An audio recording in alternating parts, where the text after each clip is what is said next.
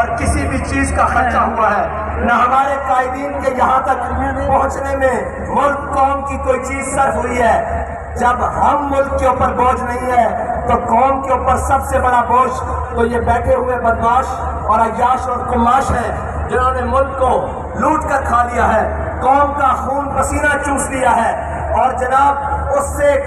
2 time کا کھانا چھین لیا ہے۔ اس لیے کہ ہمیں پرواہ اس لیے نہیں ہے، نہ ہم اقتدار کے بھوکے ہیں، نہ ہم پروٹوکول کے بھوکے ہیں، نہ ہمارے قائد نے ہمیں یہ سبق پڑھایا ہے، اور نہ ہمارے کارکن کو کسی عہدے کی لالچ ہے۔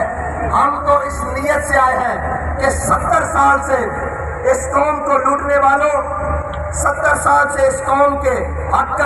پر ڈاکہ ڈالنے والوں، ہم تمہیں یہ بتانے کے لیے آئے ہیں کہ بس اب تمہارے لیے لال لکیر کھینچ دی گئی ہے، اس سے آگے تمہیں نہیں بڑھنے دیا جائے گا۔ تم نے اور میرے اللہ کی قدرتیں دیکھیں، وہ جسے اقتدار ملا اور وہ جس نے صبح شام دعوے کیے کہ میں یہاں تبدیلی لاؤں گا، پھر اللہ نے اس سے اقتدار تبدیل کیا، اس کو ذلت کے طوق پہنائے، لیکن وہی ذلیل نہیں ہوا جو باہر بیٹھے خاموش شیطان،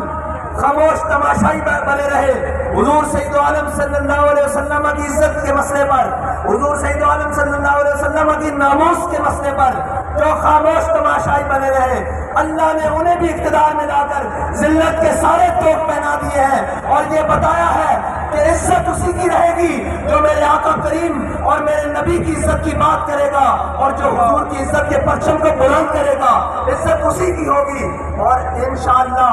اقتدار میں بھی آ کر سرفراز اور فخر مند وہی رہے گا جو جناب حضور سید عالم صلی اللہ علیہ وسلم کی ناموس کی بات کرے گا۔ اور ابھی بہت سارے میدان پڑے ہیں، تم یہ کہیں نہ سمجھ جانا کہ ہم 65 کے فرق سے لا کر پیچھے چھوڑنے والوں کو مایوس کر دیں گے۔ ہم مایوس نہیں ہیں، ہم 313 ہو تو مایوس نہیں ہوتے، ہم احد میں 70 شہید ہو کر مایوس نہیں ہوتے، ہم خندق میں شکست دے کر کافروں کو مایوس نہیں ہوتے، ہم کربلا میں 72 دے کر مایوس نہیں ہوتے، ہم جیلوں میں جا کر مایوس نہیں ہوتے، زین شہید کو دفنا کر مایوس نہیں ہوتے۔ ہم یہ بتانے کے لیے آئے ہیں کہ جس گلی میں جاؤ گے، جس نگر میں جاؤ گے، جس کوچے میں جاؤ گے، آگے سے تمہیں لبیک والے ملیں گے۔